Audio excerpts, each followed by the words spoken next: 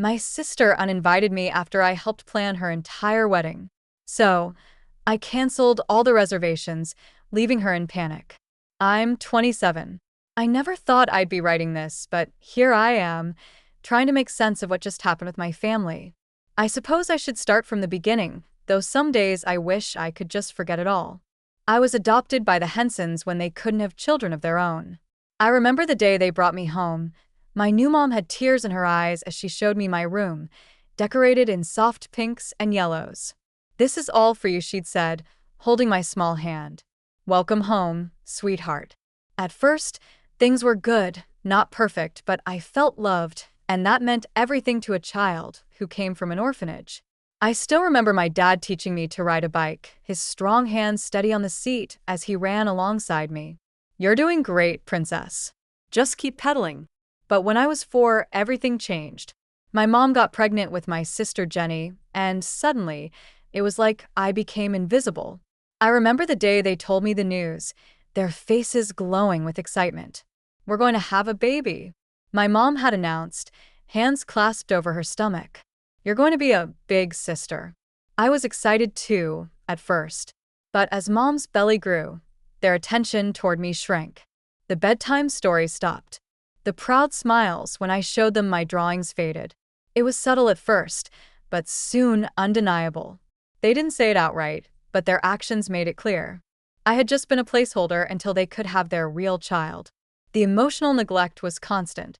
They still provided for my basic needs, but the love that had once been there vanished.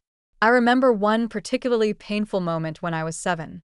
I'd won first place in the school science fair, and I couldn't wait to tell them.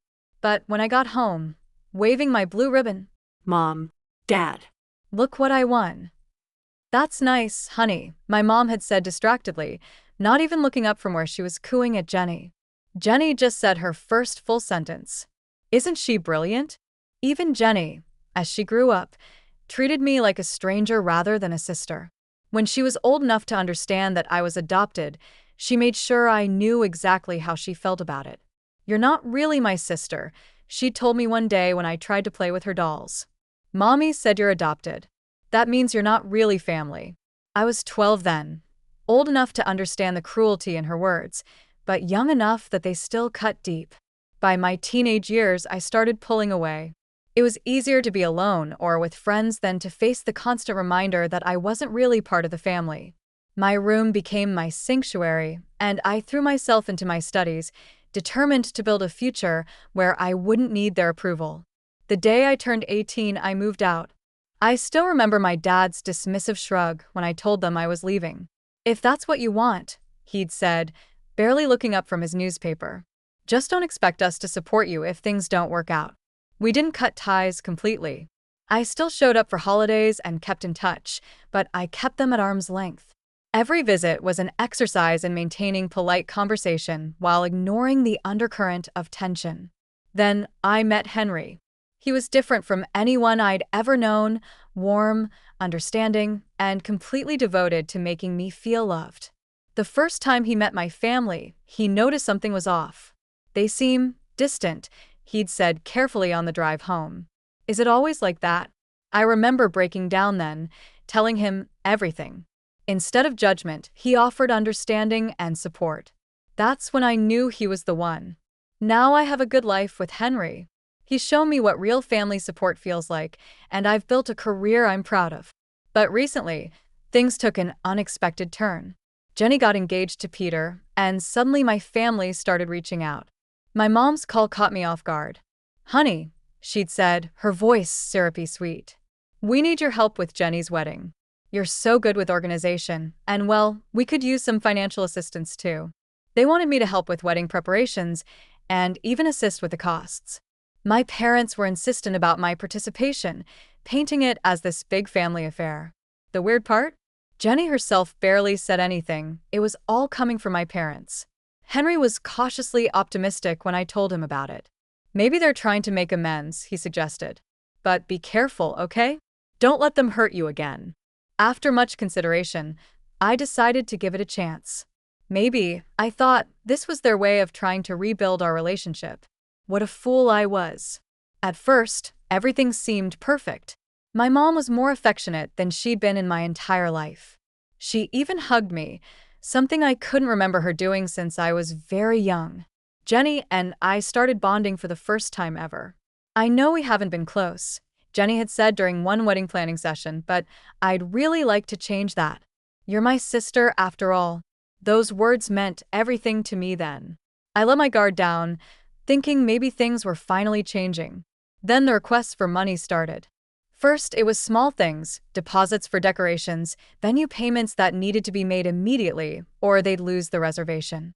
It's just temporary, Jenny would assure me. I'll pay you back as soon as Peter's bonus comes through. You're such a lifesaver, sis. I, desperate for that sisterly connection, kept helping. I had the means, and I wanted to believe in this newfound relationship. Each time she called me sis, it felt like another piece of my childhood dream coming true. But then, after most of the preparations were done and I'd invested significantly in her perfect wedding, Jenny dropped the bomb. She came to my house one evening, looking uncomfortable. About the wedding, she started, not quite meeting my eyes. We've decided to keep it blood family only. Since you're adopted, it wouldn't be appropriate. You understand, right? The shock and pain of that moment are hard to describe. All those childhood feelings of being unwanted came rushing back. I just stood there, unable to speak. It's nothing personal, she added quickly. It's just, well, you're not really family. I found my voice then. Not really family? After everything I've done for you? After all the money I've spent? Oh, come on, she scoffed. Don't be dramatic. It's not like you can't afford it. Besides, you should be happy to help your sister. Sister? I laughed bitterly. Funny how I'm your sister when you need money, but not when it comes to actually being family. They hadn't wanted to reconnect. They just wanted to use me. I left without another word, finally understanding that nothing had changed. But I wasn't going to let them get away with it this time. I spent the next day canceling every reservation I'd made for the wedding. Some deposits were lost, but I didn't care. Let them scramble to put together their blood family only celebration.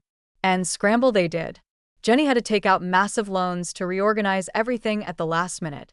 The wedding was a disaster compared to what I'd helped plan, and now she's drowning in debt.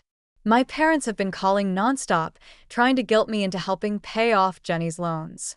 She's your sister. My mom insisted during one call. How can you be so heartless? Funny, I replied. She didn't consider me her sister when she uninvited me from the wedding. That was different, my dad chimed in. You need to be the bigger person here. No, I said firmly. I don't. Ask your blood relatives for help instead. But Jenny wasn't done. Her next move was sending fake photos to Henry, claiming I was cheating on him. She even had the audacity to play the concerned sister. I'm so sorry to have to show you this, she wrote to him. But you deserve to know what kind of person you're engaged to. What Jenny didn't know was that during the wedding preparations, I'd caught her in a compromising position with someone who wasn't Peter. I'd kept quiet then, but after her attempt to ruin my relationship, all bets were off. I sent those photos to Peter with a simple message. Thought you should know who you really married. He filed for divorce immediately. Now Jenny is out of her home, drowning in debt, and our parents won't take her in because they don't want to deal with her financial mess. Her latest move? She's trying to sue our parents, claiming they should have paid for the entire wedding because they're her biological parents and therefore responsible for her happiness. I heard about it from a mutual friend who works at the courthouse. Your sister's lost it, she told me. You should see the lawsuit. She's claiming emotional damages because they made her take out loans instead of paying for her dream wedding. The lawsuit went nowhere, of course. But watching this whole circus unfold from a distance, I finally feel at peace. Last night, Henry found me looking at old family photos. You okay? He asked, sitting beside me. Yeah, I replied, closing the album. I think I finally am. You know what's funny? I spent so many years trying to be part of their family, but I already had a better one right here. He pulled me close, and I felt that familiar warmth that I'd always searched for in my adoptive family, but never found. Sometimes the family you're born into, or in my case adopted into, isn't the family you end up with. And that's okay. I've learned that it's better to be alone than to keep trying to win the love of people who will never truly accept you. Henry and I are planning our own wedding now. It'll be small, intimate, and filled with people who actually want to be there. And when we have children someday, I promise they'll never have to wonder if they're really family. As for Jenny and my parents, they can keep their blood family only circle. I've finally found where I truly belong.